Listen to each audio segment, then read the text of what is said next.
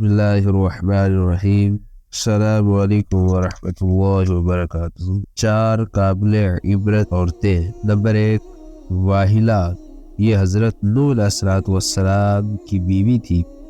اس کو ایک نبی برحق کی زوجیت کا شرف حاصل ہوا اور برسوں یہ اللہ کے نبی کی صحبت سے سرفراز رہی، مگر ان کی بد نصیبی قابل عبرت۔ ایمان نصیب نہیں ہوا، بلکہ یہ حضرت نوح علیہ السلام کی دشمنی اور توہین اور بے ادبی کے سبب بے ایمان ہو کر مر گئی اور جہنم میں داخل ہو گئی۔ یہ ہمیشہ اپنی قوم میں جھوٹا پروپیگنڈا کرتی اور حضرت نوح علیہ السلام کو مجنون اور پاگل کہا کرتی تھی۔ نمبر 2، واعلہ، یہ حضرت لوط علیہ السلام کی بیوی ہے۔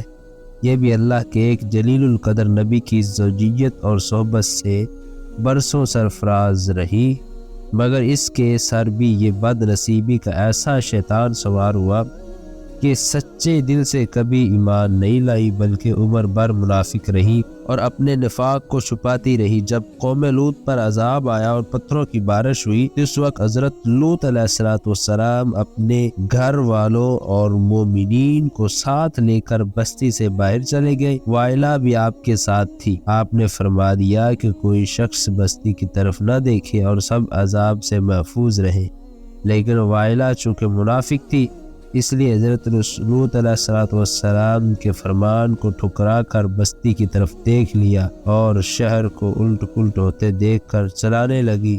ہائے ہائے میری قوم، ہائے میری قوم، یہ زبان سے نکلتے ہی ناگہاں عذاب کا ایک پتھر اس کو بھی لگا اور یہ ہلاک ہو کر واسطے جہنم ہو گئی۔ نمبر 3، آسیہ، حضرت آسیہ بنت مزاحم، یہ فرعون کی بیوی ہے۔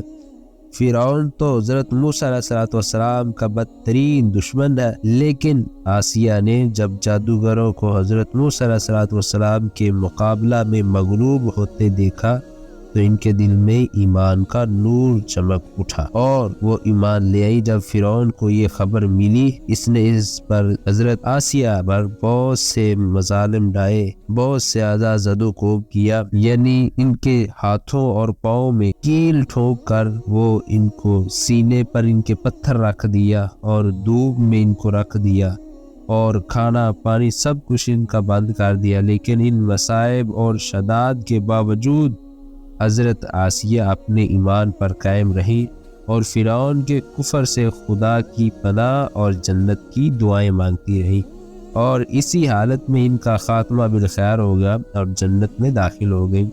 اور ابن کسیان کا قول ہے کہ ان کو زندہ ہی اٹھا کر جنت میں پہنچا دیا گیا تھا۔ نمبر 4، مریم، حضرت مریم بنت عمران حضرت عیسیٰ علیہ السلام کی والدہ ہے، چونکہ حضرت عیسیٰ علیہ السلام کی شکم سے بغیر باپ کے پیدا ہوئی، اس لیے ان کی قوم نے طعن اور بدگوئیوں سے ان کو بڑی بڑی ایذائیں پہنچائی، مگر یہ صابرہ اتنی تھی کہ اتنے بڑے بڑے مراتب صبر کے ساتھ انہوں نے طے کیے۔ خداوند قدوس نے قرآن مجید میں ان کی مدح و ثنا کا بار بار خطبہ ارشاد فرمایا۔ ان 4 عورتوں کے بارے میں قرآن مجید میں فرمایا گیا ہے، جس کا ترجمہ یہ ہے کہ اللہ تعالیٰ کافروں کی مثال دیتا ہے، جیسے حضرت نوح علیہ السلام کی عورت یعنی واعلہ اور حضرت لوط علیہ السلام کی عورت واحلہ، یہ دونوں ہمارے 2 مقرب بندوں کی نکاح میں تھی، پھر ان دونوں نے ان دونوں سے دغا کیا تو وہ دونوں پیغمبران نے دونوں عورتوں کے کچھ کام نہ آئے، اور ان دونوں عورتوں کے بارے میں خدا کا یہ فرمان ہوگا کہ تم دونوں جہنمی عورتوں کے ساتھ جہنم میں داخل ہو جاؤ گی۔